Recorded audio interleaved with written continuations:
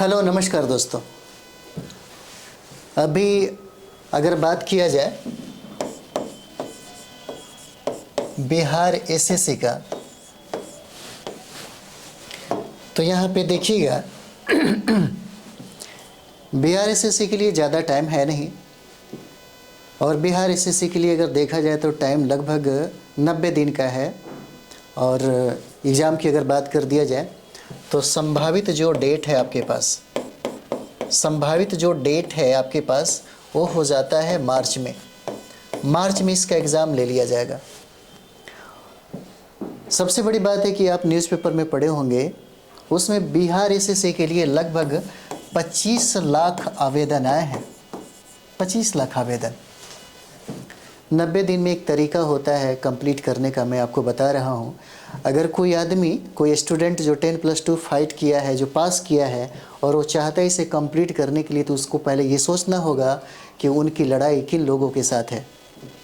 बिहार में वो विद्यार्थी हैं जो बिहार में, पटना में या बड़े बड़े शहरों में रह कर के यानी कि दारोगा का एग्ज़ाम देते हैं। अगर वो एग्ज़ाम उनका ख़राब हुआ तो सबसे ज़्यादा इस पे फोकस कर रहे होंगे।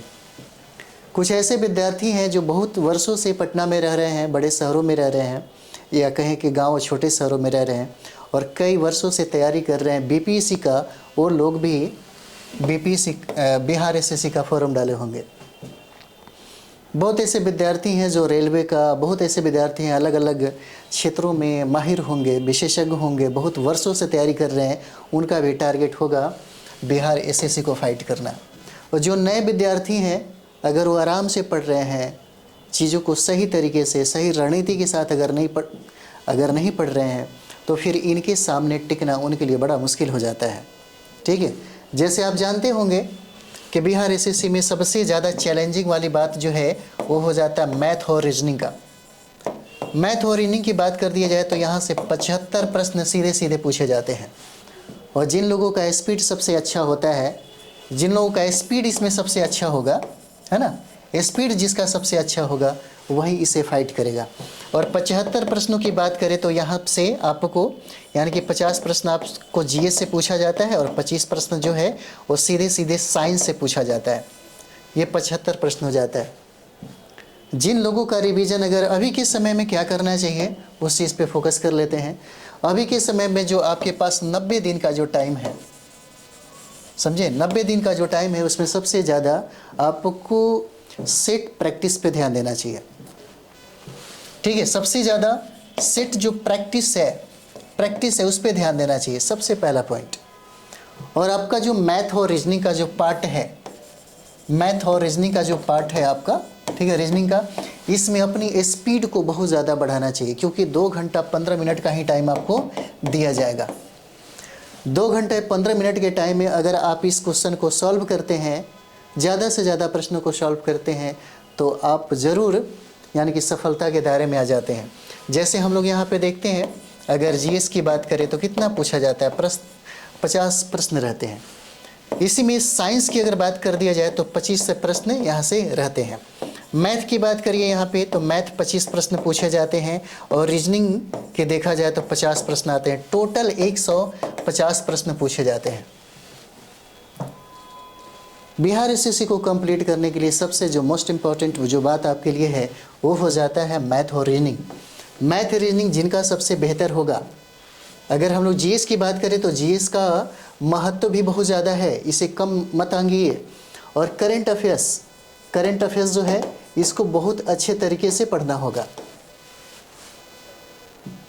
जैसे में अगर बात कर दी जाए तो कोई गाइड अगर आपके पास होगा, जैसे अधिकतर लोग पढ़ते होंगे लुसेंट को पढ़ते होंगे, तो लुसेंट को जितना ज़्यादा से ज़्यादा आप रिवीजन कर सकें। आप इतने सालों से, लगभग 1-1.5 साल से आप तैयारी कर रहे होंगे। अगर आपने बहुत सारा किताबों का अध्ययन किया है तो ज़्यादा से ज़्यादा उसका रिवाइज करिए। रिवीजन सबसे इम्पॉर्टेंट है। और दूसरा जो काम है आपका, आधा टाइम जो है आप बांट दीजिए। 50% जो टाइम है आप रिवीजन में लगाइए, है ना, रिवीजन में लगाइए। और 50% जो आपके पास जो टाइम मिलता है वो आप सेट को प्रैक्टिस करने में लगाइए। जितना टाइम आप रिवीजन में लगाएंगे उतना ही बेहतर आपका सेट में परफॉर्मेंस हो जाता है। और हमारे संस्थाओं में बिहार एसएससी को लेकर के सेट प्रैक्टिस जो है आपको स्टार्ट हो गया है। और उसकी अगर बात कर दी जाए तो 3 जनवरी 2024 से स्टार्ट हो गया है। 3 जनवरी 2024 से आपको सेट जो है, आप चाहें तो मुसल्लापुर हाट पटना का जो क्षेत्र है लक्ष्मी कोल्ड स्टोरेज कैंपस में अगर आप चाहें तो आकर के आप एग्ज़ाम दे सकते हैं। बहुत ही ईजिली है और जो पैटर्न है आपका एकदम बिहार एसएससी का है, बीएसएससी का है। इसमें सारे प्रश्न मिलेंगे, 150 प्रश्न रहेंगे, सिलेबस के अकॉर्डिंग होगा, ठीक है। 25 प्रश्न आपको साइंस से रहेंगे और इसका डिस्कशन जो होगा, डिस्कशन ही बहुत बेहतर किया जाएगा।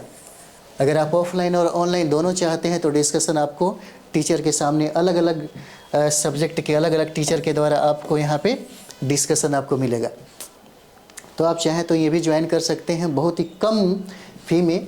सिर्फ यहाँ फ़ोटो स्टेट का ही रेट दिया जाता है मात्र 10 रुपये, और 10 रुपये ही फ़ी है, ठीक है। 10 रुपये आप दीजिए और यहाँ पे 90 दिनों का डेली टेस्ट सीरीज़ का जो व्यवस्था है डेली यहाँ से आपको मिलेगा।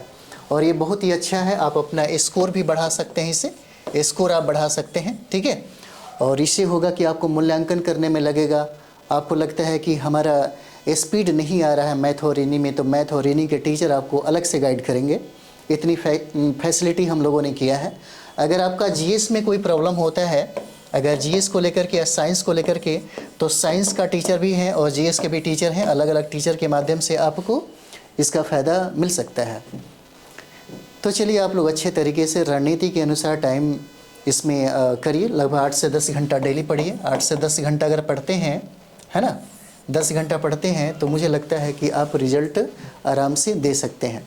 और नए बच्चों के लिए थोड़ा सा वो लोग क्योंकि बहुत ही ज़्यादा एनर्जेटिक होते हैं, है ना, नए जो बच्चे हैं काफ़ी एनर्जेटिक होते हैं, तो उनके लिए ये है कि कम से कम 10 घंटा अब नहीं, कम से कम 12 से 14 घंटा अगर पढ़ लेते हैं 90 दिन तक, तो जो पुराने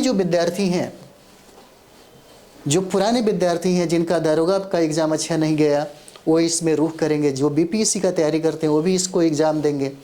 जो रेलवे में माहिर हैं वो भी इसको एग्ज़ाम देंगे।